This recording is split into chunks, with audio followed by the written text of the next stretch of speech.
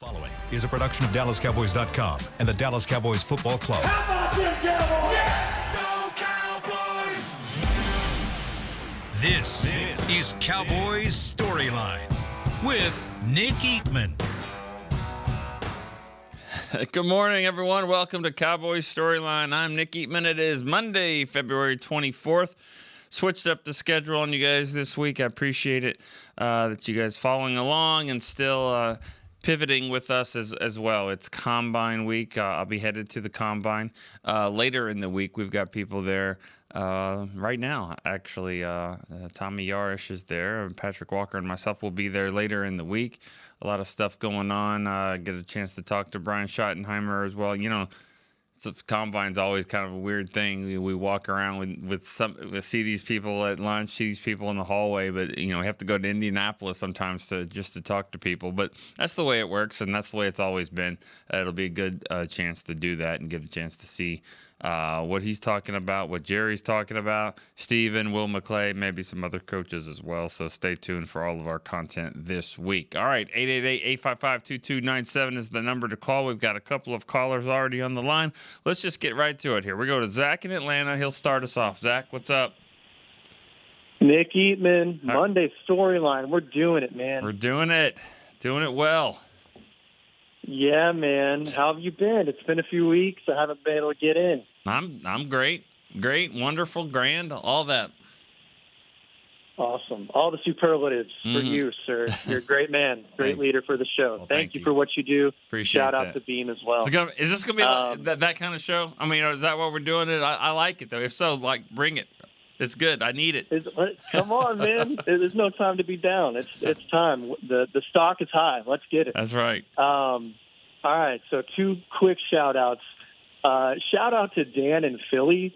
I've been thinking about Dan ever since the Eagles won the Super Bowl, and I'm like, man, we're all feeling it, the just nausea of seeing all that, but my man's in the trenches. So if we can get a thumbs-up emoji on the text line, a smiley face, a white flag of surrender, I don't know what we need to hear, but I just need to hear something from Dan in Philly. We've been thinking about you, buddy.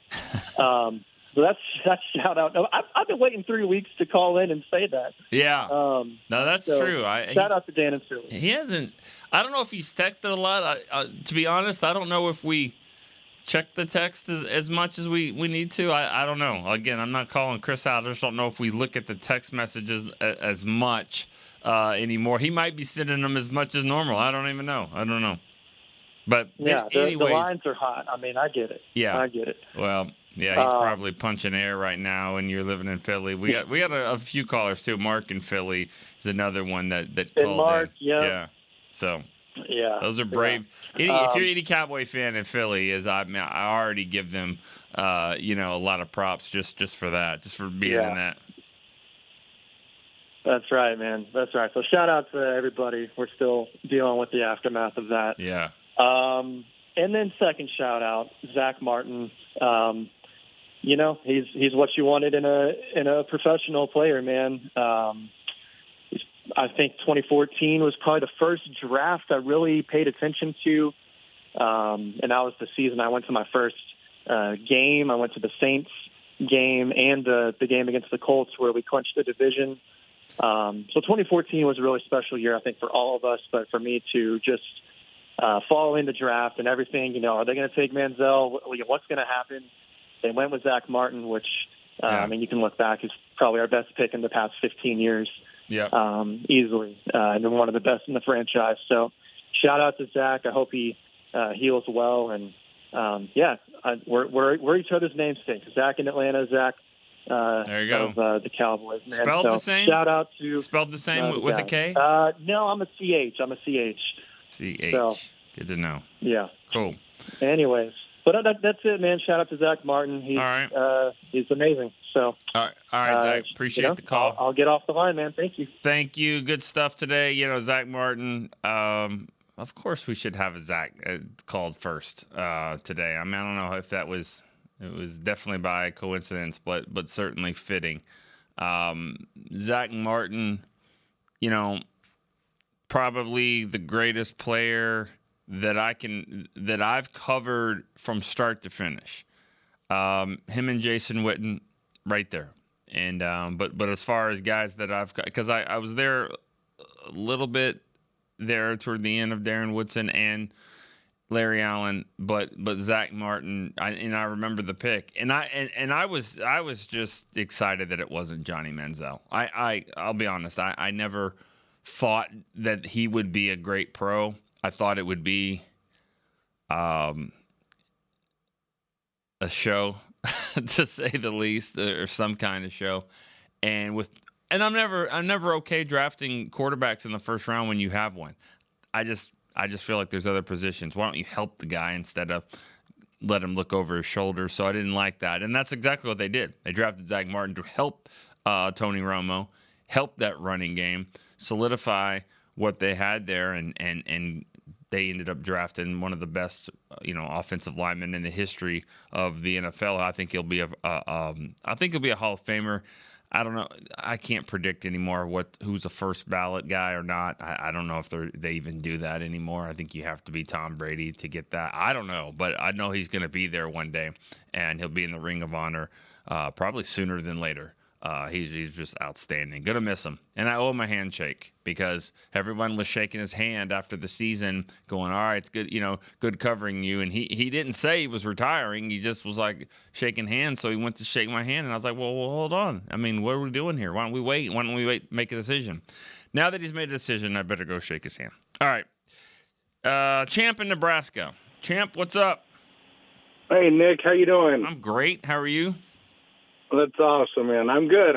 It's Monday morning. I feel good. Good week. Long time no talk. Yeah. I've missed you. Missed you. Missed you guys. And Chris. I can't forget Chris. Definitely don't forget Chris. Hey, it's been so long since I've called in that I've got so much to catch up on, but quick rundown.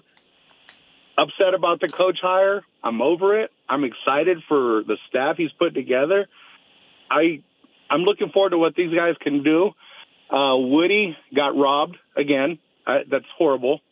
I was going to tell you, I haven't played high school football since 1992, 93, and my number was 70 in high school. So I was always a big Zach Martin fan because of the number. That number carries the rest of your life. I still use it to this day. Mm-hmm. And when you shake his hand, shake it one more time from all the fans, all the other guys that wore 70, that, man, we appreciated what he did, and I hated that he didn't get a Super Bowl. Yeah. So, up to current stuff, I heard this morning that apparently talks have started, maybe negotiations with OSA. I'm wondering what you're thinking about that. I, myself, if the price was minimally okay, I'm great with it, but, man, we can't spend so much money on a guy that's really, really good, but he's not I know. somebody that you could set the market with. Not that he'd set the market, but for us. So, Also, real quick, I know you're headed out to the Combine. What are you looking for out there? Yeah. Well, and if you have any stories about past Combines, I'd love to hear them. Okay. Thanks for the call. Yeah, the OSA part, that one is tricky. I think everybody wants him. I said it last week. I think Matt Eberflus said to a couple of us that how much he just really, really likes his game and just thinks he can be a star. He hasn't been. I mean, let's just call it what it is. I mean, great guy and a really good player, but he hasn't been a difference maker star. It's been 4 years. I'm not saying he can't be. I'm not saying he can't develop into that, but it's risky. They paid Dak, they paid CD, they paid Diggs, they paid Micah. They will pay Micah. I think they will. Whenever they do, I got ahead of myself there. But, and I'm not breaking news or anything. I'm just thinking of the guys that have been stars. Like they already are before the contract, Pro Bowl, All Pro, setting records, all that. And I get it that OSA plays a position where stats aren't as easy to collect. But I just think that's a hope. That would be a hope signing, and it'd be a lot of money to do that. So, it's risky. Champ, you say if the money was right, and if what is that number? What's that number? Because I think if I'm Osa and I'm Osa's agent, I'd go into free agency. I have a number and I say, all right, kind of like what Dak did. Say, all right, it's $20 million a year. I know that sounds a lot, but that's probably what it would be. If you want to sign me now and skip free agency, it's probably going to be $20 million a year, or maybe more than that. And I just think that's a little rich for what he's done, what he hasn't done, and that's no slight on him. It's just it's tough business move right there. But then again, the Cowboys, you don't sign him. Who do you have at defensive tackle? Now you go into the draft and you probably sign a free agent or two, but you have to probably go get one pretty high. So that it paints you into a corner as well. So it's a tough situation there, the one with Osa. Combine stories. I'll say this: my very first combine, I ended up working with the scouts, our own scouting department. Brian brought us. And that was back in the day when you walked around and you got players to go and meet with the Cowboys or meet with your team. It wasn't scheduled. You just go and you say, hey, Cowboys want to meet with you. So here I am recruiting for the Cowboys. It's the 2000 draft, and I'm trying to get Michael Vick, but the Chargers, and I think their former GM, John Butler, I think his name was John Butler. He was trying to get him as well. They had the number one pick. They ended up trading him to Atlanta. But he wanted to talk to him. He said, we're going to talk to him first, and then y'all can get him. I'm like, okay. Cowboys didn't have a pick in the first round. They had the 37th overall pick. Still wanting to talk to Michael Vick. Didn't work out right then, but I do remember walking around and grabbing players and get Leonard Davis in the door. Leonard Davis, the biggest human being I think I've ever seen at that time. They didn't draft him, obviously. He went number 2 overall, but he ended up getting him later on. They did, and that's kind of why you do those interviews. Even if you don't have a high pick, let's say the Cowboys want to talk to Travis Hunter. He's probably not going to make it at 12, but who knows? 4 years down the road, 3 years down the road, there's a trade or whatever. You do your homework on these top players. I remember there was a draft in 2005 maybe where the Cowboys got 3 or 4 of those top picks. Not only Marcus Spears, they got DeMarcus Ware, ended up with Pac-Man Jones. I feel like there was a couple of others in that same draft, but they got a lot of guys there, and so that's why you do these interviews, so you can get them not only for this year but down the road. All right, let's see. Do we have another call? Davion in Illinois, is that next? Davion? Yeah, what's going on? What it do, buddy? How you doing? What it do? I'm good, man. Just getting out of work, as you know. I heard you had a special show today, so I had to get on in so we can get it in for the week. For sure. What's on your mind? Well, I heard a little rumor. I don't know if it's true or not, but y'all probably know. Jerry's not going to speak at the scouting combine. Is that for sure? I wouldn't expect that. I don't know. I haven't heard that yet. I haven't heard that officially if he's not going to talk. Okay, because I was going to say that's an interesting development. I know we didn't get him at senior. Yeah. The senior bowl. So I guess he just, I don't know if it is true. He's being very quiet this off season. Well, the Senior Bowl was like a day or two after the Schottenheimer news, and he did talk a lot, obviously, there, and so I don't know if he, it wasn't as pressing then as it would be now. So I'll be surprised if that happens. Yeah, I kind of was looking forward to him talking, but either way, I'm good either way. I think we, if it's him not talking, would make it interesting if we're gonna really try to go and focus in and get some free agents in here. Because I heard you talking about Osa, and we had a little healthy debate on our Twitter space last week about Osa and then about the draft pick. And I'm not trying to sign Osa either. I'm trying to either go find me Milton Williams or give me something 2 for 1. I think Osa's a good player, but it just for $20 million, these second contracts have been killing the Cowboys. I hate to do another second contract, and this guy don't live up to what we think he's gonna want him to be. I'd rather go get some linebacker help or something with that money. Yeah, in my opinion. But I'd like to. But I was arguing with Dylan because well, no, we just having a healthy debate about the 12th pick. I mean, him and another guy was really tripping, really wanted to try to beef up the offensive line. And my thing is, just give me a playmaker for Dak. I want a wide receiver or running back, whichever one is there. As one of the ones that I would love to have is there. Don't even trade away. Go get your guy. But like I said, time will tell, and we'll see. Yeah. Well, I'm kind of. I feel like I would be fine with the offensive lineman. If it's a guy ready to play right now, and you don't draft him 12th overall if he's not. So, that would be my thought. There is that I'd be fine with the offensive lineman. I get your take on the playmaker, but think of it like this: offensive lineman, let's say a guard, a tackle that moves to guard, or a running back. Would you rather have the running back at 12, the guard at 44, or the guard at 44? Guard at 12 and the running back at 44. Running back at 12, guard at 44. And I think a lot of people, honestly, would flip that, and I think I would too.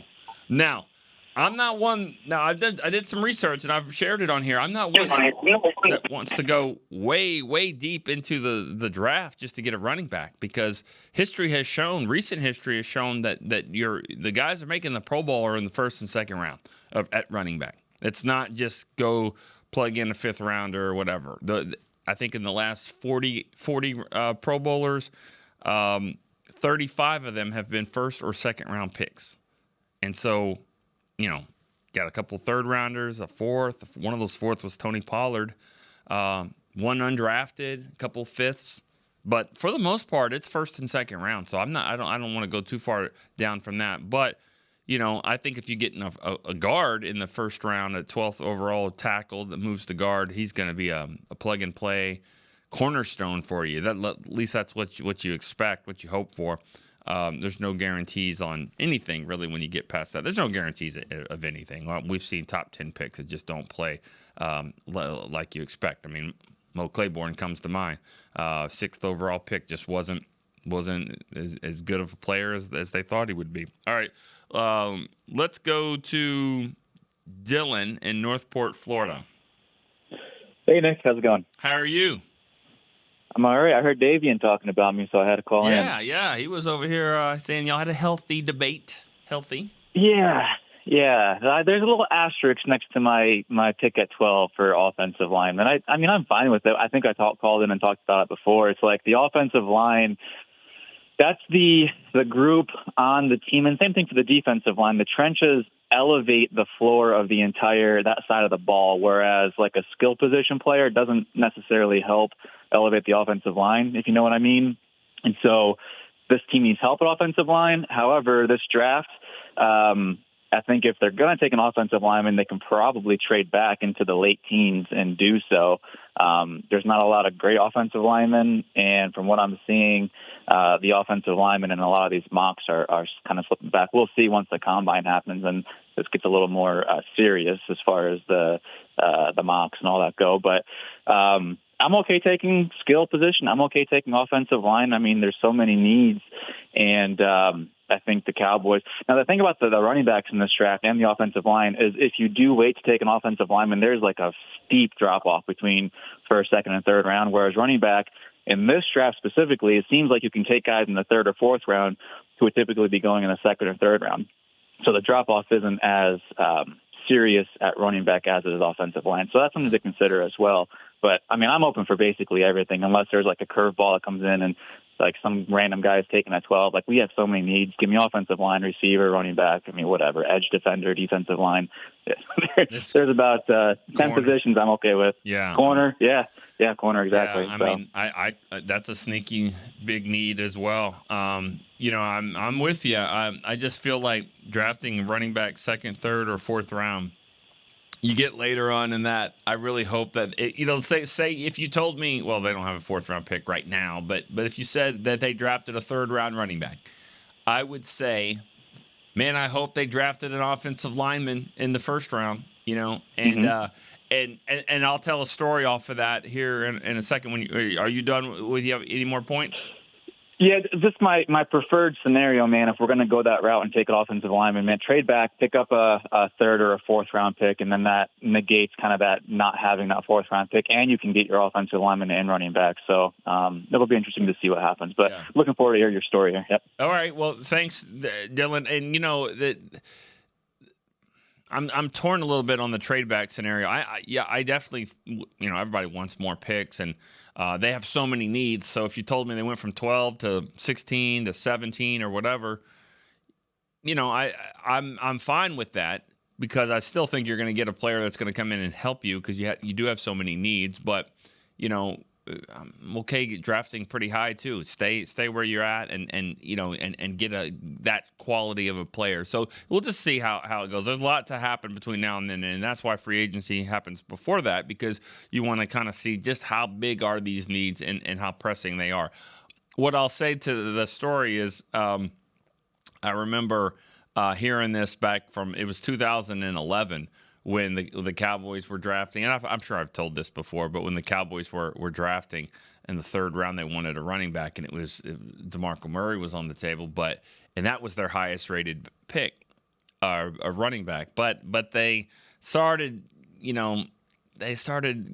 contemplating some other guys, and Stephen Ridley from LSU was now in the mix, and so now they were just about to be on the clock. They were calling other coaches and other people and frustrating some of the scouts that had done such hard work and were so excited about DeMarco Murray. And now all of a sudden they're like, well, what about this guy? And so Chris Hall is a scout, has been a longtime scout there, and he was all on the table for DeMarco Murray. And Jason Garrett was like, I don't know, maybe this guy. And they're like, what are we doing? And then so Garrett says to the scouts, all right, it's 4th and 1. We're playing in the Meadowlands.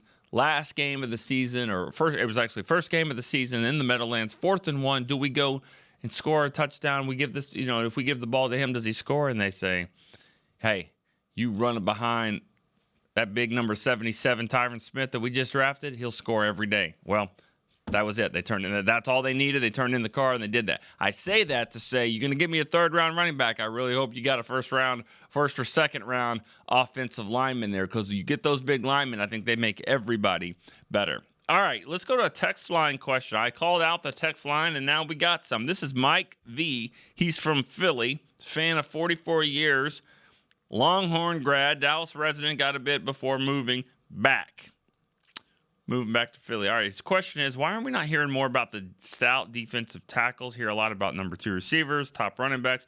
Can't stop the run. We haven't been for decades. Look at the teams that are in the Final Four. They've stopped the run. They have big guys up front. What are you hearing about?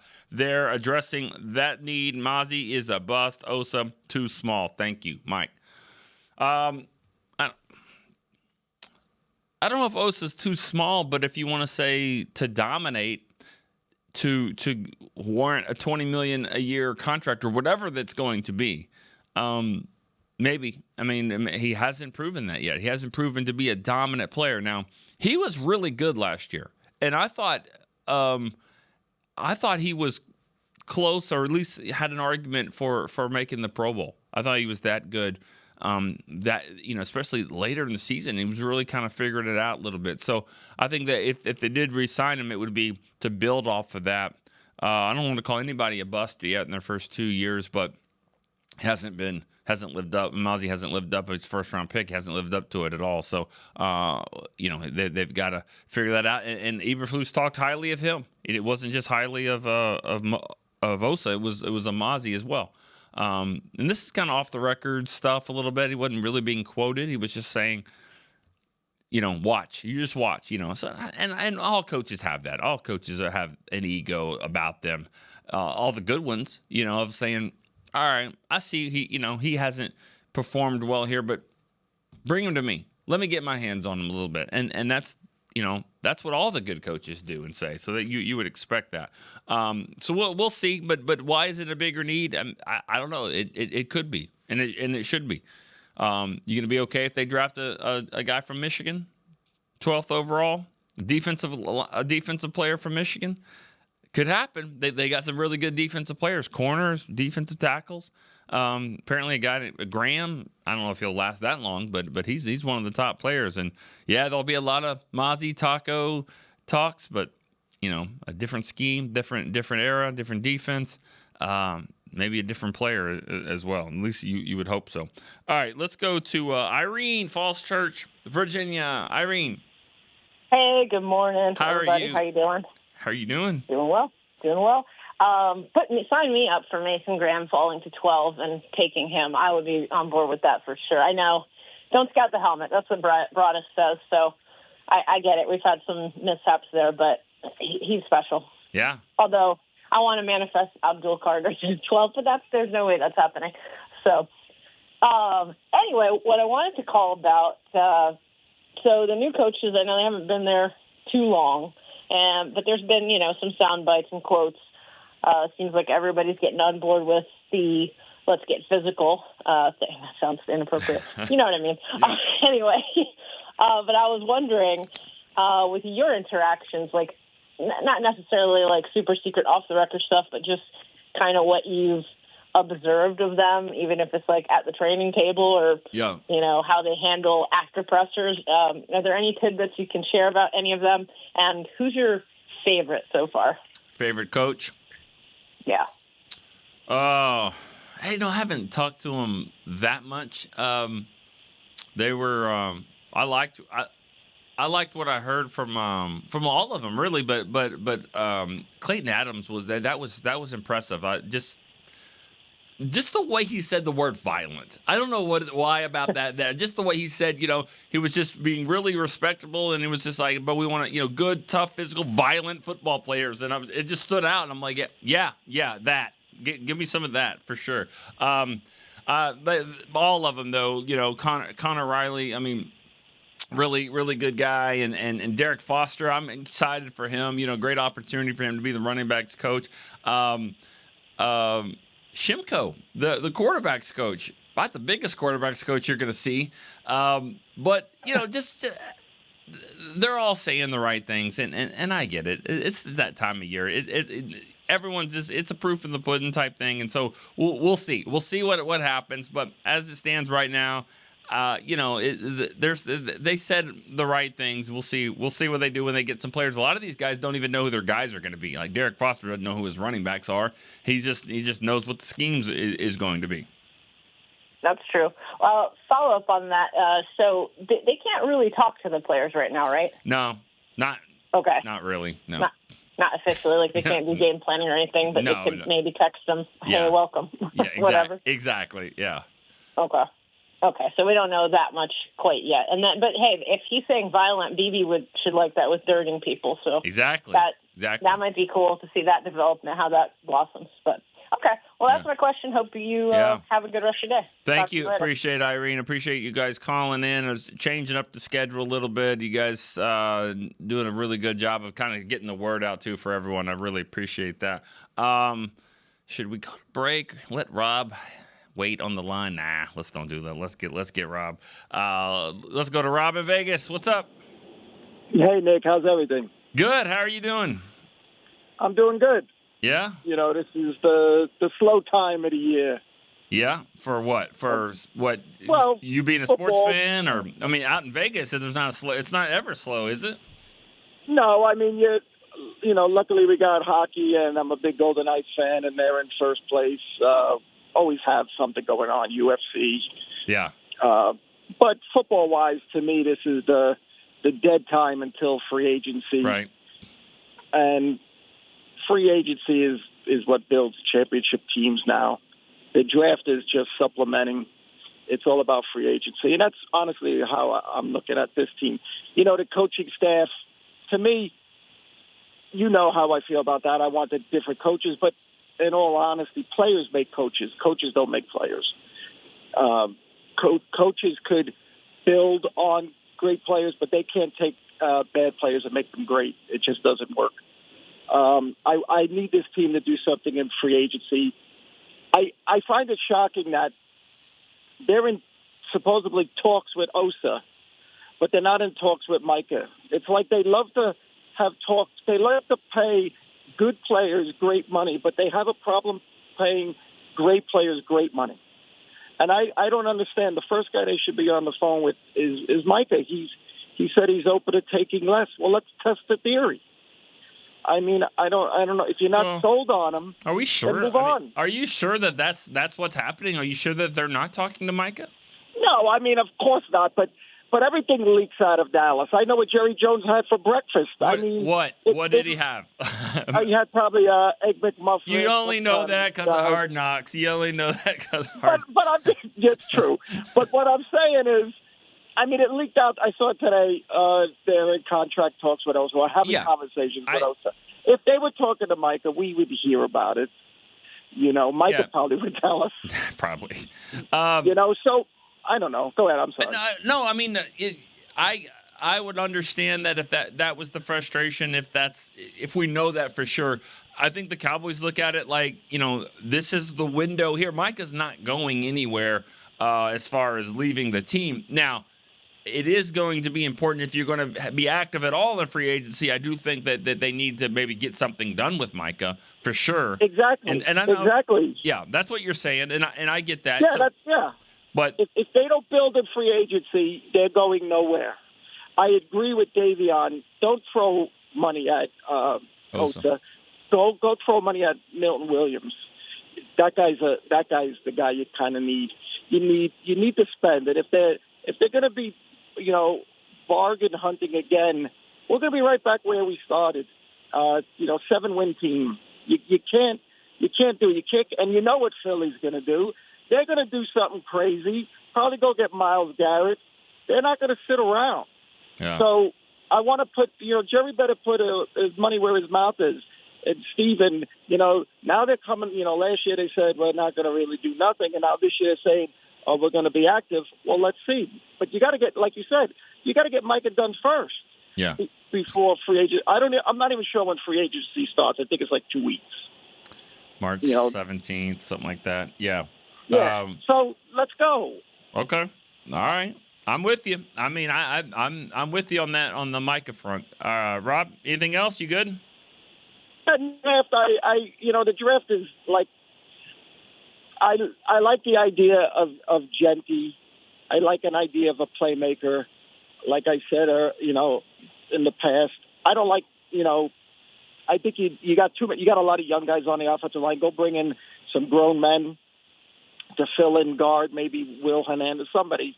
Yeah. And go get me a playmaker on offense, especially a running back, especially from hearing what these coaches, I don't know much about these assistants, but they like to run the ball. Well, then go get a running back. Yeah. And Genty seems like he's going to be cheaper than trying to sign Rico Dowdle. So to me, that's a no-brainer. Yeah. Go get him. Cheaper in 5 years of it. Yeah. All right, Rob. Great stuff. Appreciate you calling in on a Monday and switching up the schedule with us. I don't think the Cowboys. We know the Cowboys don't agree with that with your point of it's all about free agency and the draft just supplements. They don't think that way, and I'll be honest, I don't know if many teams still think like that. Now, is it 80-20? No, probably shouldn't be. That's kind of the way it's been around here. It's almost been 90-10 as far as the focus of getting draft, and then we'll kind of fill in here. That works when you're drafting really well. When you're drafting late in the first round, you're getting a Byron Jones, and he's a Pro Bowl type guy, and you're drafting, Tyler Smith, and he's doing well, and Trayvon Diggs in the second round, and Jake Ferguson, and makes Pro Bowls, all that stuff. But then when it starts to taper off, which it has the last few years, then I don't know if you can just lean on that. You can't. Because and that's what happens. That's why you go get free agency. If you're drafting really well, you don't need free agency as much. You haven't drafted as well the last 3 years, and now I think it's more of a need. Re-signing your own players off of 7 and 10 teams not going to help you as much. Once you get some other guys in there, and you're going to have to pay for it, but that's where you are. So, anyways, let's take a break here on Cowboys Storyline. I'll be right back after this. Discover Aiden, the official luggage partner of the Dallas Cowboys and Dallas Cowboys cheerleaders. Known for top-tier engineering and craftsmanship, Aiden offers more than just bags. Originating from Australia and designed in New York, it merges fashion, design, and culture. Used by Dallas Cowboys players, staff, and the entire organization, Aiden provides style and functionality for all travelers. Visit AidenTheBrand.com and use code AidenXCowboys for 25% off your purchase. Travel like your favorite stars with Aiden. How do you tell the world about all the great gifts in the Yeti store? Let her rip, Troy. All right, folks, let's get started with the Yeti French Press. Enjoy coffee that stays hot for hours in a French press. 34 ounce for you, 6'4" for the cruise. The Yeti French Press. Up next, waterproof bags. Bags waterproof. Submersible waterproof doubles. Waterproof bags. World's mostly water, so get a waterproof Yeti bag. Do I smell something cooking? Oh, new cast iron skillets made to be passed down like Mama's recipes. Take a steak, cornbread, cobbler's pot pie, and potatoes next level with 3 sizes of Yeti cast iron skillets. Gear, gifts, and product experts. Visit the Yeti store on McKinney Street and at South Lake Town Square today. Alltech Lansing has been perfecting sound since 1927, bringing you decades of audio excellence to elevate your Dallas Cowboys tailgate ritual. Equip your next pregame with the Sound Rover 180 with 6 hours of playtime, built-in microphone, multicolor light modes, and a rugged exterior that's built to last. Visit alltechlansing.com/Cowboys15 for 15% off your Sound Rover 180. That's ALTECLANSING.com/Cowboys15 for 15% off. Alltech Lansing, official audio partner of the Dallas Cowboys. Back to Cowboys Storyline. All right, welcome back to Cowboys Storyline here on a schedule change. Went to Monday.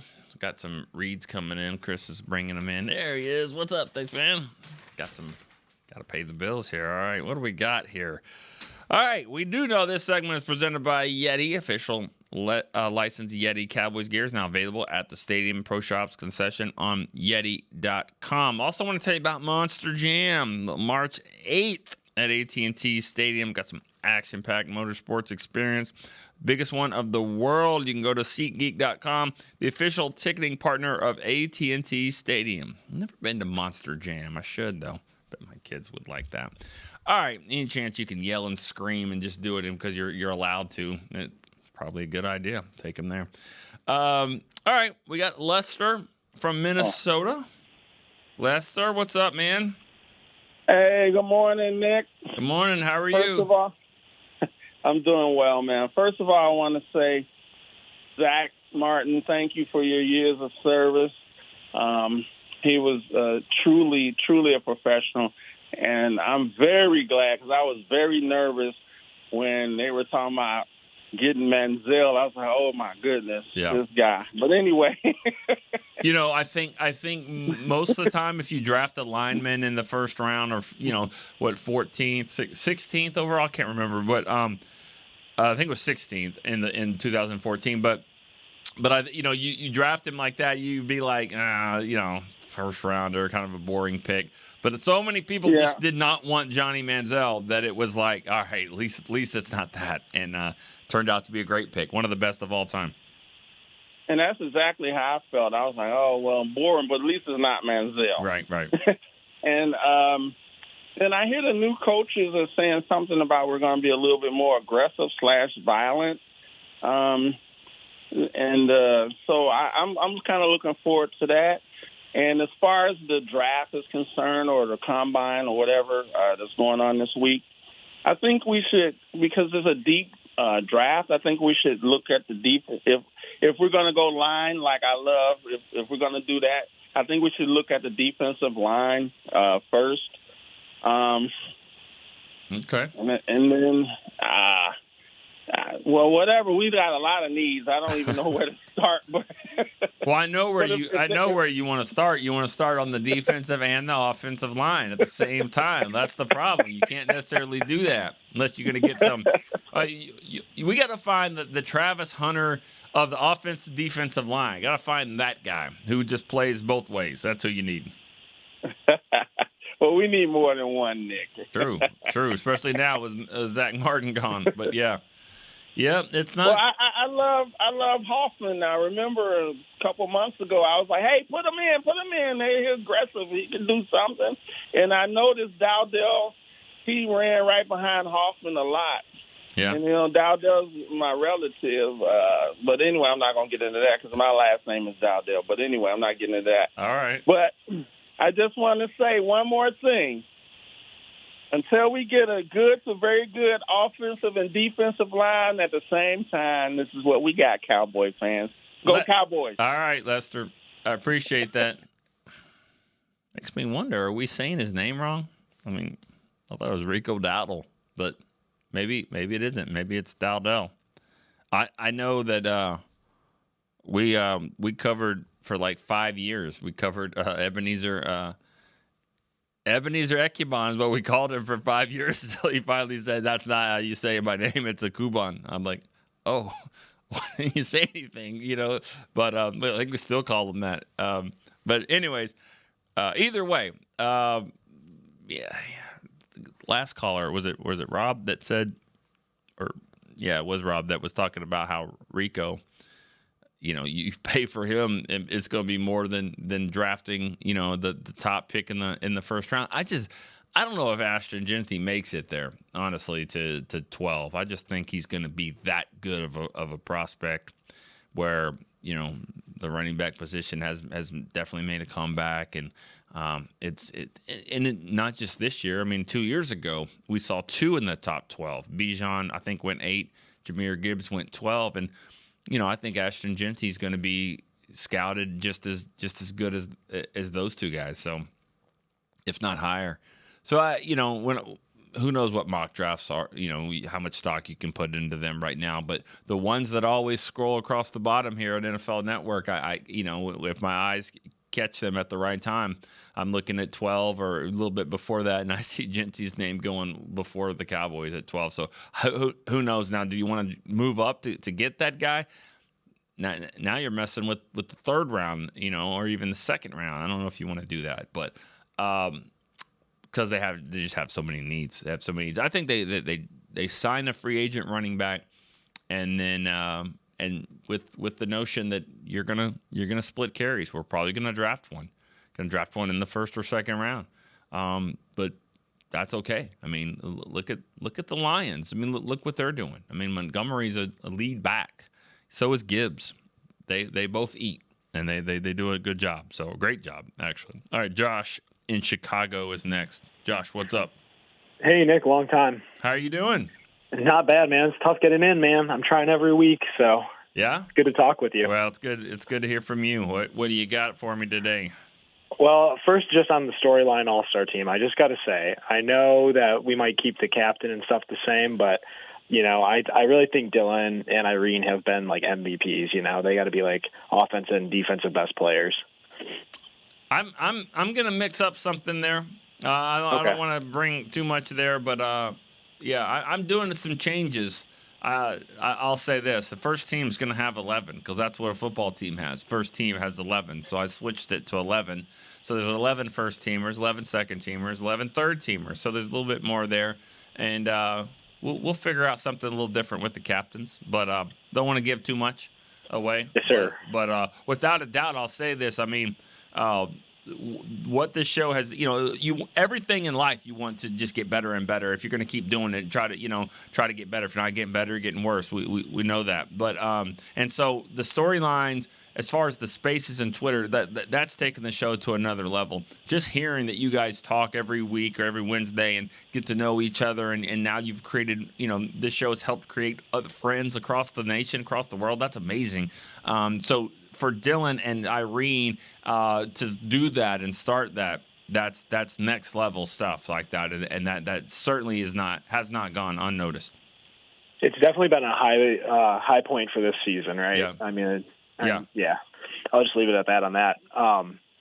Hey, so talking contracts, and I agree with you, by the way, about Genty. I don't think he makes it to 12. I'd love to have him, but I just don't think he makes it. Yeah.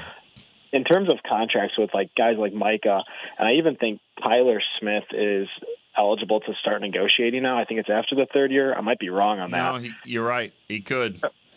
So I really think like one of the things that the Cowboys have been not great at in the past few seasons is getting ahead of some of these contracts.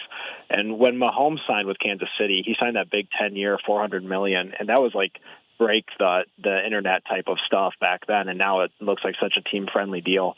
And that's where I think the Cowboys should really try to go with Micah and even Tyler Smith, right? Give them a long-term contract. Their upside looks so huge. Why wait around? And maybe we guarantee it more, and that could affect us later on, but at least try something different and try to lock these guys up long-term. That's my main thing. I don't hate that at all, especially with Tyler Smith. You know what he's going to be. You know what he's going to be. So give him a 6-year deal and worth, it's a lot though. I mean, like agents aren't dumb, like they can do that too, and they can look into the future and all that kind of stuff. And so, but as long as it, like you said, you guarantee a lot of money, you might be worth it. And I think he's the type of player. He's super smart. He works really hard. He's strong as an ox. I mean, he's smart. He knows multiple positions, right? He's smart. He's such a valuable player because if you lose a tackle in the middle of the game, middle of the season, whatever, he can come in and be your tackle. I think he's a guard. I mean, he's made 2 Pro Bowls in a row and All-Pro last year at guard. I think that's what he is, but he certainly could play tackle. And I think he only had like 2 or 3 penalties this year, so it's like way down from his previous years. Way down. Remember, that was the big knock on him. I mean, the fans hated that. 13 penalties last year at Tulsa, in the American Conference. I mean, how good is he? And then the next year he had a lot of penalties as a tackle. Now look at him. He's as good as they get there at guard. So what a great pick that was. And yeah, the last couple haven't been so great at that. Late 20s with obviously Guyton and Mozzie, but not too far removed from the Tyler pick. They still got it in them, is what I'm saying. Is this team can still evaluate. They can still pick. They got to turn things around though in the draft though for sure. The last couple of years have been somewhat down. I agree with you, and I'm still holding out some hope for Guyton. It was a tough rookie season, but hopefully, he gets stronger, gets better, gets more comfortable, and better feet. So hopefully, he won't hold as much if he gets some better feet there. Exactly. The last thing I got for you, if you can only bring back Nick Vigil or Eric Kendricks, who you bringing back, and I'll take it off the air. Thanks. Nick Vigil or Eric Kendricks, if I could bring back one. Is that a trick question? I mean, I don't know. I'd bring back the starter. I'd bring the starter back. Now, obviously, you got to pay a little bit more money. I'm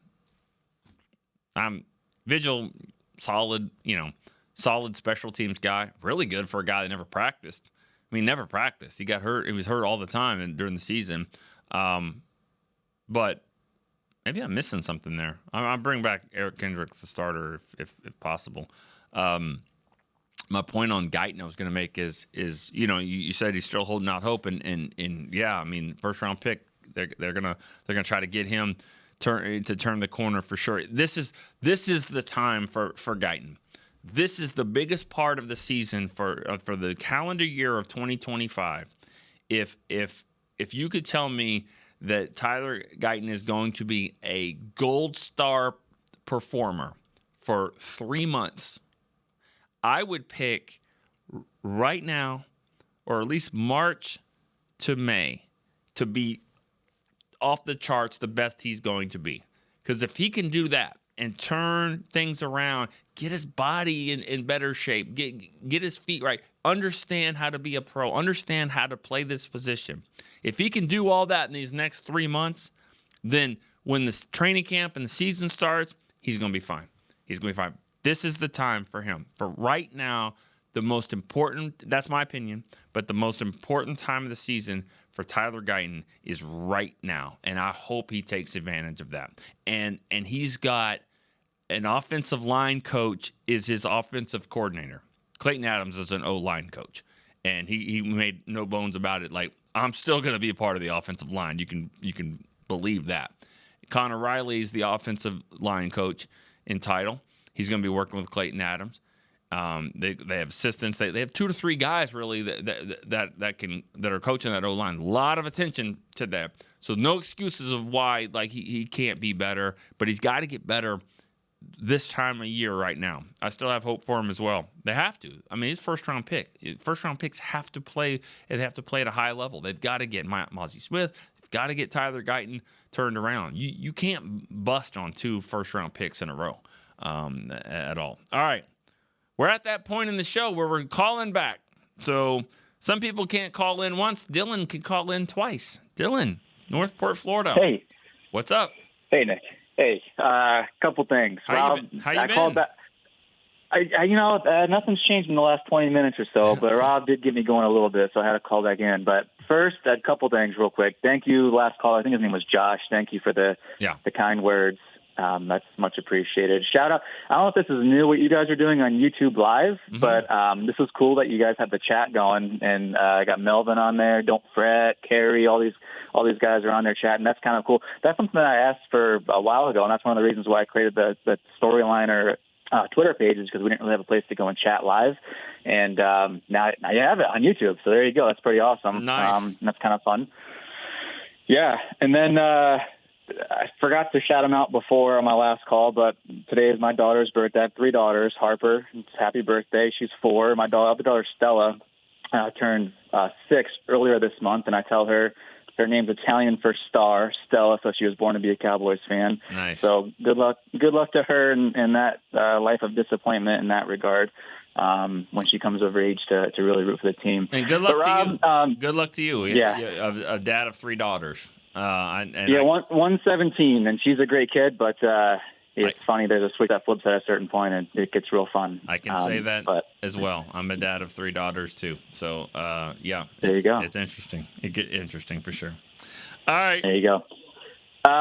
Rob's point about free agency versus the draft, I disagree. There's a direct correlation between there's a lot of studies done on this, and spend level doesn't equate to success in the NFL. In fact, it equates to negative success. The teams that spend big in free agency are the teams that have a ton of cap space. The reason they have a ton of cap space is because they draft poorly and don't sign their guys. Yeah. So there you go on that one. The Eagles, they've drafted really well. That's their base, and they've used free agency as a cherry on top. Dallas has not drafted well. I got the list here. I won't go through them, but the last 3 drafts, not 2024 included, but 23, 22, 21, not great drafts. Even though Micah and Osa came out of 2021, none of their other picks hit, and really not a lot of picks hit from any of those drafts. So that's why the Cowboys, in my opinion, are struggling now versus the Eagles, who have that really solid base from the draft. And I don't want to see the Cowboys spend big. I want to see them have good acquisitions, not necessarily expensive acquisitions of free agency. Yeah, I agree with you there, and I agree that the Eagles have. They've outdrafted the Cowboys. Like, that's been the biggest change is what the Eagles have drafted. Free agency is getting a lot of attention, and it should. Saquon Barkley for sure, but they've drafted well. And give them credit. I mean, like when you have a good base, you can say, all right, we'll take Jalen Carter. What do you do in the off the field incident? Yeah, that's bad, but we'll be all right with them, and that's what happened. And they lucked into that pick, but they were confident enough in the pick to say, it'll work out. And the Cowboys have done that too. I mean, they lucked into La'el Collins, that they signed him. I mean, that situation, he was supposed to be a giant, a 10th overall pick. I mean, unfortunate situation, they got him. They need more of those. I mean, sometimes that's the way it works. You got to luck into some of these. Yeah, and I think the Eagles listened to Lester because they started with the offensive and defensive line and kind of built from there. So, Yep, for sure. And thanks, Nick. That's all I got for you, man. Appreciate that. And thanks, Dylan, for calling back again and clarifying that. And I do agree with that. I mean, everyone has their own opinion about free agency and draft. I do believe that it still starts with the draft. But with free agency, I mean, you've got to pick your spots as well. And what I'm hoping for is this coaching staff that's new. I mean, a lot of it's new. And Schottenheimer, he's been here, but he's also been at other teams as well, and he's been around other coaches. And so kind of what I'm hoping is some of these guys that have been at different places, some even in college too, but at least you're taking guys from pretty good programs.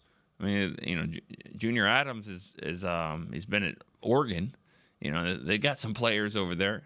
Connor Riley's been at Kansas State, and they have players. They're not on the same level as Oregon as far as athletes on the field, but they produce really good pros, and they got a couple here that are hoping that can can shine when they've been reconnected to their coach. But I am hopeful that a guy like Clayton Adams, and who's been around at some other places, can kind of bring some guys in that he's worked with in the past, or and that's kind of what you hope for. So you can kind of steal some free agency. Maybe it's not going to be super expensive, but guys that because of the connection and reunited with guys that have been here can be good players. And that's, think about it. That's exactly what happened last year with Eric Kendricks. They got a steal in Eric Kendricks, and they got him because his connection to Mike Zimmer. That's why he signed here. And so you hope for some more of those type situations where you can get some really good value, maybe not have to spend a ton to get there. Let's go to Paul in Vancouver next. Paul, what's up? Hey, good morning. How are you? How are you doing? I'm doing well, thank you. Hope you're doing well. Great. Yeah, I just want to echo what everybody said about Zach Martin. Amazing career, and it's so rare that he played his whole career with us, which is awesome. So, I really respect those type of guys like Sean Lee and Tyrone Crawford and Guyton, who played their entire career. So, Tony Romo. So, it's rare these days with the agency the way it is. So, props to him on an amazing career. It's weird that Jason Witten's name is not mentioned in that. That's just because he didn't. But sometimes it happens that way. Witten, Emmett. Yeah. But it's all right. Mm-hmm. It's all right. But that wasn't by choice, man. Yeah, they're Dallas Cowboys all the way. So, all right, what do you got 100%. For me, Paul? Yeah, I don't want to get too philosophical on you, but how much in today's game do you think team identity matters in terms of play style? And by that, what I mean is, I think what the Cowboys do is they try to stack as many good players as possible. And I'm not saying that's not a good way to go because it's been successful to a point. But the example I've heard you say before is you just can't go to Texaco and grab everything you need, because what's been happening is when we play good teams, elite teams, they pick at what we are weak at, and it doesn't work. And I feel identity can kind of prevent that kind of stuff. So what would you say that they should do differently? You're talking about getting you're saying get players that fit your scheme instead of just great overall players. Figure out what your scheme is, what your identity is, and then just have those type of guys. Is that what you're saying? I'm leaning that way because I just don't think, like going back to, sorry if you don't like this example, but it's really resonated with me when he said with Parcells, he said you can't go to Texaco and grab everything. You just can't have a 10 at every spot, right? Right. If this is how the Cowboys are going to attract their roster construction by being draft heavy and not waiting for the third wave of free agency, this is kind of how you have to do it, because it's easier to find guys to fit your scheme. Like, look at a guy like Jaron Kearse. He fit a specific mold. Right. All due respect to him, I never heard of him before he got here, and look how well he played in the 3 years he was here. So I feel like I just kind of was hoping you could touch on that, how much identity matters. Yeah, and I don't know how much you can hear in the when you were on hold, but that's sort of what I was saying just now about those draft. The assistant coaches that they've worked with some of these players and have a history, have a connection with, is that you can bring some of those guys in and see if you could revamp their career that way. I mean, some of those, I'm pretty sure. Maybe I thought Dan Quinn might have had some history with Kearse. Maybe not though, but no. Definitely Zimmer and Eric Kendricks, and that's kind of what I'm hoping for as well, is that bring some of these guys in that have been good. Keanu Neal was one that Dan Quinn had before, and I forget the other safety's name that came in here. KZ maybe from Atlanta. So you bring some guys in, and honestly, that's what Dan Quinn did with Washington. I mean, when you think about it, you bring some of those guys in. Now, he had to pay for Dorrance Armstrong, but Dante Fowler and Igbenogany, those guys played well, and it's because they played in the system that they knew. So that's kind of what I'm hoping for, is that maybe Eberflus can get some guys that he's worked with in the past that's done well, Indianapolis or Chicago. So that's where I think that from your identity of bringing some guys in, it may not have to spend a lot for it. Yeah, right. So, I'm upbeat about Schottenheimer because I think he is going to bring that running identity. Yeah. And I feel like it could be like 2014 all over again, because you have a really good quarterback like how Dak was similar to what Tony was in this stage of his career. So I think a strong running game, and you look at Schottenheimer's history, he's had some good running games. So that would be great. Don't want to take up too much of your time.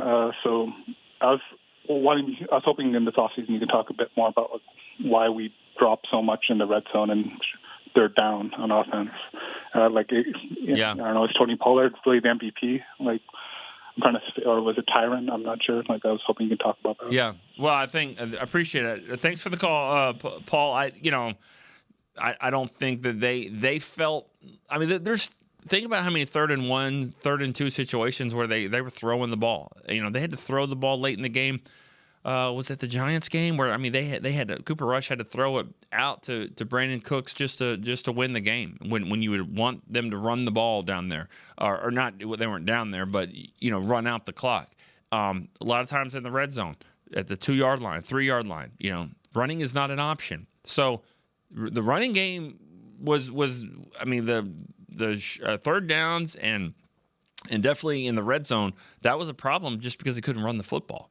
And they knew they couldn't. So that's always an issue. When you can just say, all right, we'll run the ball and you can't stop us, then you're going to be a better red zone team. You're going to be better on third down and short yardage situations. And that's one of the biggest issues, I think, with that. So if you're going to be you're going to turn the corner, you're going to be a violent running team, that would be great. It'd be great to duplicate 2014 all over again with this type of team and draft some young offensive linemen and turn things around that way and get a running back that can run behind those guys. Dez had one of his best years that year as well, so CD could do the same. They had a tight end, obviously, that was making a Pro Bowl there, and so when you get a strong offensive line, a lot of other pieces start to get better as well. We're going to go our last break here on Storyline. Be right back after this.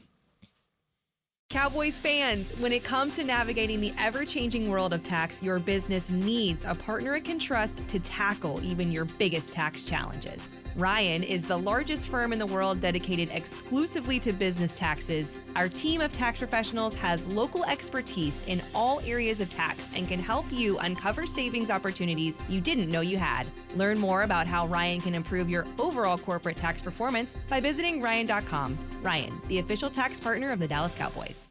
There is no I in Dallas. There is no I in Hart either. No I in Blue Star or in Lone Star for that matter. And there's no I in how about them Cowboys? Smirnoff knows there's no I in football. Football is a we thing, an experience that is best enjoyed together. With good drinks and good folks, home or away, we rally together, we cry together, and we always rally cry together because there's definitely no I in Cowboys fans. Smirnoff, we do game days. Please drink responsibly. To Cowboys Storyline. All right, we're talking about Mardi Gras here at the Star in Frisco. It's on Fat Tuesday, March the 4th from 6 p.m. to 9 p.m. You don't want to miss it. It's going to be a lot of festive drinks, delicious bites as you hop between the hottest spots at the Star. Get into the Mardi Gras spirit. Admission is free. For more information, visit thestardistrict.com. All right, Gavin in Oklahoma City is our next caller. It's been a little bit. Gavin, what's up? It has, Nick. How's it going, man? Good, man. How are you? I'm great. I can't complain. I've been catching up on all the episodes, and I heard you say something about 2 or 3 people that I'd love to call back. I was like, dang, he talking to me. Let me get in. Yeah. So I've had a lot of time to reflect on the off season. I haven't really been calling in because I felt like I haven't had nothing to add. You know what I mean? I'm not just gonna call you for a T-shirt. I value your time and your opinions. Yeah. What I do have to add today, I think my reflection has led me to the point where I just wish, and I think this might be the case. Hopefully, it is the case. That the Joneses realize they have to do something different. And I have heard them talk about it on some of y'all's interviews on the .com. But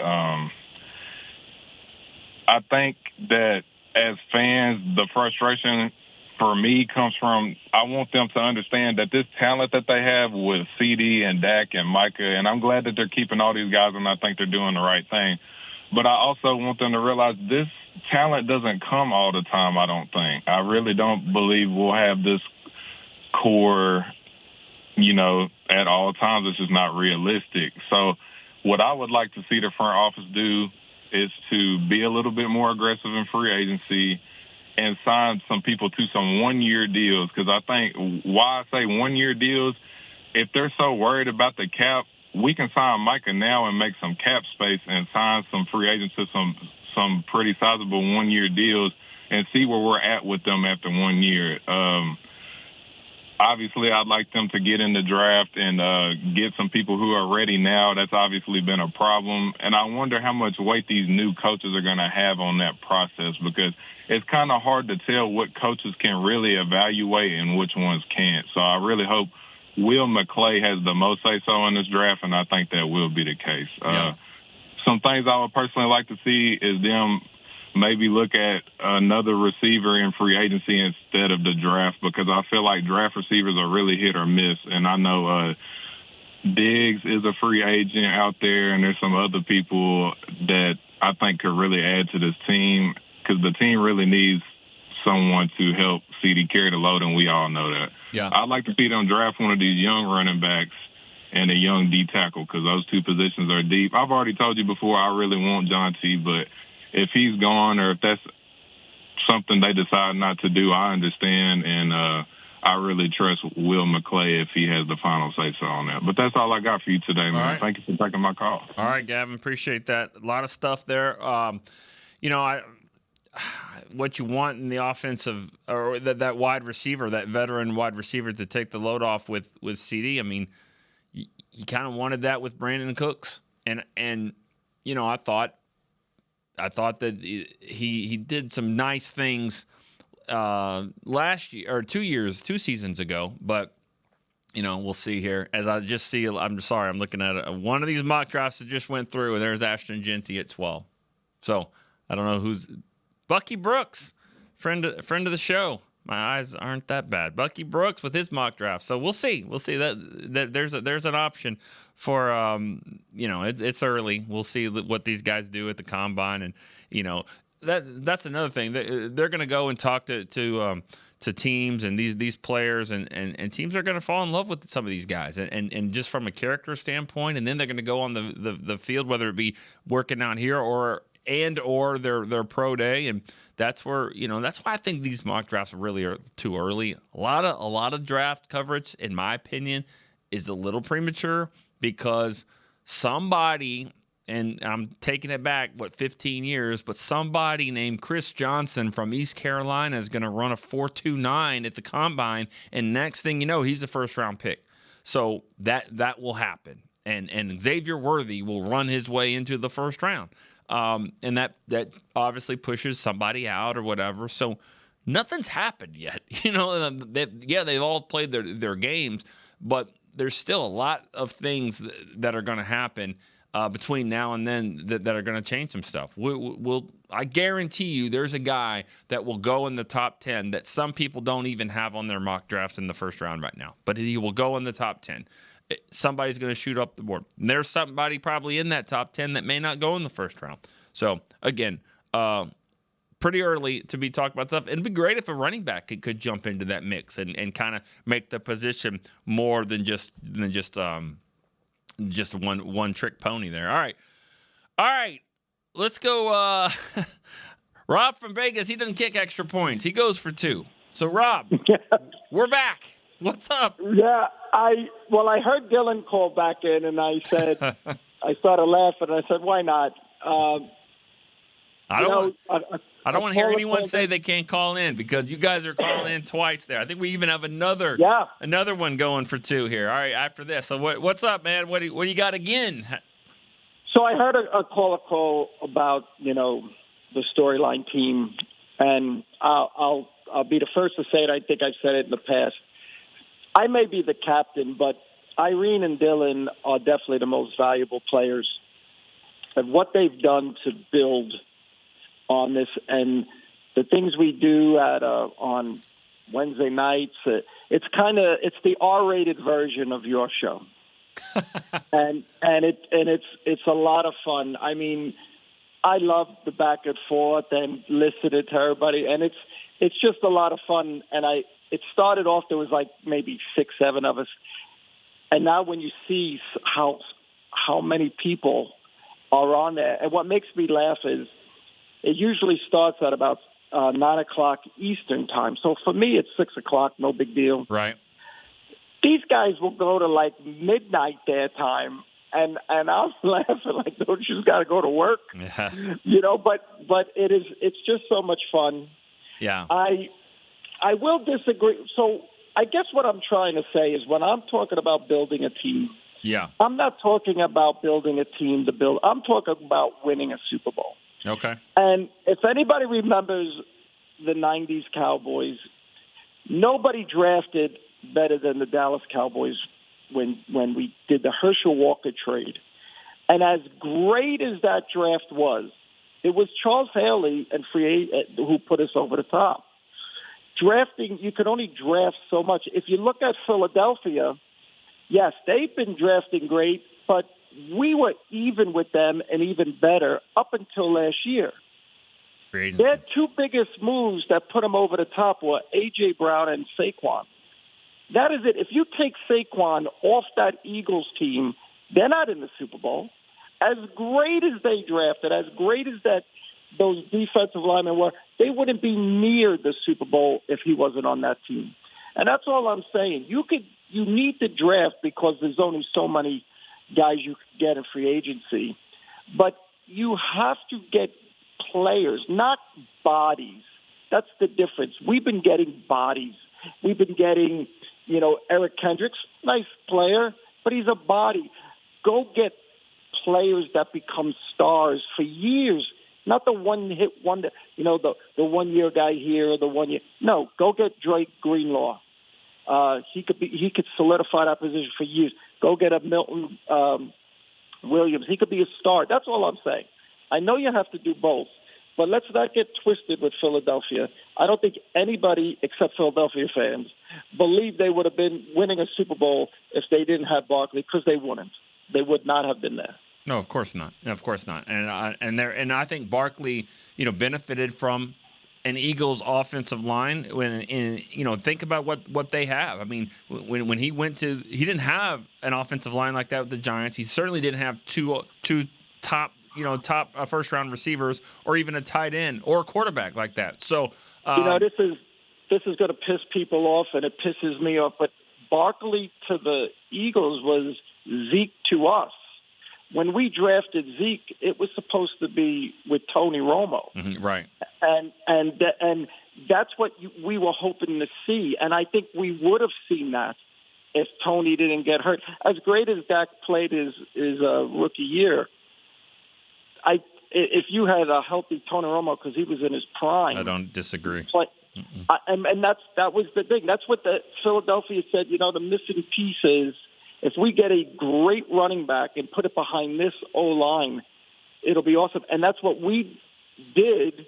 Unfortunately, the quarterback went down. So it works. But, that's all I'm saying with the free agency. You got to get difference makers. Bodies just don't win Super Bowls. I agree. Now, I'm going to ask you this real quick.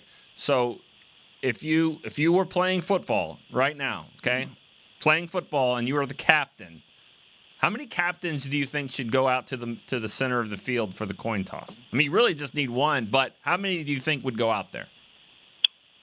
Well, I would have a offensive captain, a defensive captain, and you could have a special teams captain. I always said you're the head coach. 3 captains. And that's kind of what I'm thinking. Yeah, you're the head coach, and then but yeah, I would say 3. All right. That's kind of what I'm thinking. So, all right, good stuff. All right, appreciate the call back. We got another guy going for 2. This is Zach in Atlanta. He's got a double down the line. What's up? Run it back, man. Let's go. Are you gonna hold on? You might just be the bookend to the show here. You might just start us off, and you're like the pitcher. You started the game and you close in the game. Yeah, man. Hang it in the rafters. Put that on the record books. Let's go. I'm here for it. Hey, I just had a quick little game for you. Okay. All right, so you can pick one player from the past 2 drafts. Not Mozzie, not Tyler Smith, not the first-round picks. One player from the past 2 drafts to take a major leap forward that would make you pass on that same position for this draft. We have a lot of needs, right? Right. So pick one player from the past 2 drafts, not first-rounders, to take a major leap where you are making the decision to pass on the position. If it's me, I think corner is a sneaky need in the years to come. I'm thinking Kalen Carson, if he can figure it out. Also, honorable mention to Ryan Flournoy. I'm still believing. All right, man. Have a good one. All right. Appreciate it. I can't even think back to after last year's draft. Like, I know Schoonmaker was the 2nd-round pick. I can't even think about the 3rd and the 4th right now. I think Junior Fiocco might have been in there, that group. But yeah, guys that would take a big leap. You know, if you can't be Mozzie, I mean, I'm definitely fine with Kalen Carson taking a big jump because it's somebody at the cornerback position is going to have to do that. For sure. I don't have my stuff in front of me here. People steal media guides around here. But I'm trying to think who the third and 4th round picks were from. I mean, if BB takes a big leap, Maris Leofau would be another. I mean, those guys right there had good rookie seasons. I thought Cooper Beebe had a really good rookie season, but he takes a leap. And maybe it's not even at center. I mean, I'm interested to see what happens there. If he's still going to be center, maybe he moves back to guard. Maybe Hoffman is a guy that gets some play at center, depending on who they draft in there and who they add in free agency. But if Cooper Beebe takes a big leap from what he did last year, we're talking about a guy that could compete for Pro Bowl. If he takes that big of a leap, so that would be one, and then Maris Leofau as well. I know I'm just taking it back to last year's draft, but those two for sure would be nice if they took a leap. All right, let's go Bruce in Philly. Bruce, what's up, Nick? What's going on? How you doing? Horrible. I'm gonna be honest with you, horrible. I mean, this is brutal, man. I'm contemplating moving to Dallas. Last time I talked to you, you were coming to Philly. I told you to bring a coat, and I think it was like 60 degrees. Yeah. At that game that Sunday, you didn't need a coat. No. The team probably needed more than the coat. But nevertheless, it's been horrible, man. These fans are brutal. Oh God, it's unbearable.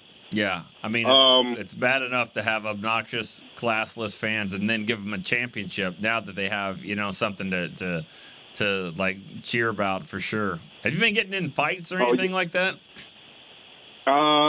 Nothing physical, but I got family members and friends I haven't talked to in weeks since the game. It's been bad. And that's no hyperbole. It's been bad because, now this team, these fans, they really feel, solidified in, their stance and what the Cowboys are. This was just honestly a brutal season, just the way that things went for the Cowboys and then things went to the Eagles. I mean, they were on polarized ends of the spectrum. Yeah. In terms of what we dealt with and them winning the championship. So, it is what it is, and trying to spin the wheels forward, I'm really, looking at, honestly, the big elephant in the room that you can't ignore, and is the quarterback position. I'm looking forward to Dak coming back. However, that backup quarterback position, because of the history and no matter what you get with the team, if that quarterback goes down, I just want to make sure that we have something in place. And I don't know if this is a popular thing to say, but the Donald throw to the end zone aside, I really like what I saw in Trey Lance, and I wouldn't mind the investment in him as the backup going forward. Now, I don't know what the team is thinking, what they're leaning towards, but I really would like him as opposed to maybe getting a quarterback in the later rounds. I'd just like them to really focus in on Trey Lance. I've seen enough in that Washington game that made me more confident in him being a quarterback going forward. And I wanted to get your thoughts on that. And two, I listened to Rob, and I know he talked about the free agency, and that made me immediately think about that Dallas team that lost to Green Bay in the playoffs. because I feel like they really settled on that defense that really had no pass rushers, and they were content with that. And I feel like we were a pass rusher away in that game from winning that game, aside from that DeMarco Murray fumble. But I really think that was a year they needed to invest in free agency, and they didn't with that team. But I think we are still players away because you saw the lack of depth that we had. So I do agree with Dak in some ways that we've competed well with the Eagles in recent years over time, but we have to be bigger. We have to be built to win in the late rounds of the playoffs.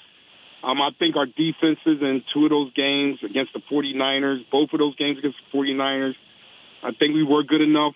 And I'm just really, I like Schottenheimer. I like sticking with him. I really hope, because I think that was a Dak move, but I really hope that Dak is doing some things differently, too, to take care of himself. I looked at some of the non-traditional things that Jaden Daniels was doing to prepare for games. Maybe Dak needs to get a VR and invest in that, too. But so the quarterback position, I would like to hear your thoughts on that. All right. Definitely just thinking about, like, do you really think we're really that close to the Eagles? So just hearing your thoughts, Nick. All right, Bruce. Appreciate that. Good luck there in Philly dealing with that. You've obviously heard it, for years, but now with them winning a championship, another one, I'm sure it's even worse to take right now. That's an interesting scenario about Trey Lance being the backup and not them going for Cooper Rush or drafting one. What he gives you is he would come into the game and give you a lot more mobility. But he's got a lot of learning to do as far as the offense goes and what, and just developing into a pro, being a decision maker as well. I didn't think they called the best game, obviously, with him. And I thought he did a decent job that last game. I don't think they helped him much, and they had him, throwing the ball around when, I think they could have done different things, different calls to utilize his strengths a little bit more. But that's interesting. I mean, I think it would make people feel better if you didn't just waste the pick in the fourth round. At least they, could re-sign him. But that's an interesting market too. Like, what does he demand for that? What kind of contract is he going to get? Is he going to be a backup for some team? Is he going to be a third quarterback? That's going to be. That'll be interesting to see exactly what happens with the Cowboys and what they do, or what any team does with Trey Lance and what they do at the backup position. All right, a lot of good stuff. We had 14 calls, not exactly 14 callers, but it's okay. These guys calling back a couple times, had some points, going back and forth a little bit like a tennis match. It was fun right here at the Cowboys Storyline. Thanks for changing it up with me this week. We'll go back to our regular schedule next week and do a Wednesday show. So I believe that's March the 5th. So we'll do that again next Wednesday after this. So make sure and stay tuned to all of our content that we'll have on DallasCowboys.com. Check that out. All of our stuff from the Combine this week up in Indianapolis. All right. So for Chris Beam, I'm Nick Eatman. We'll see you next week on Cowboys Storyline. This has been a production of DallasCowboys.com and the Dallas Cowboys Football Club. How about this, Cowboys? Yeah!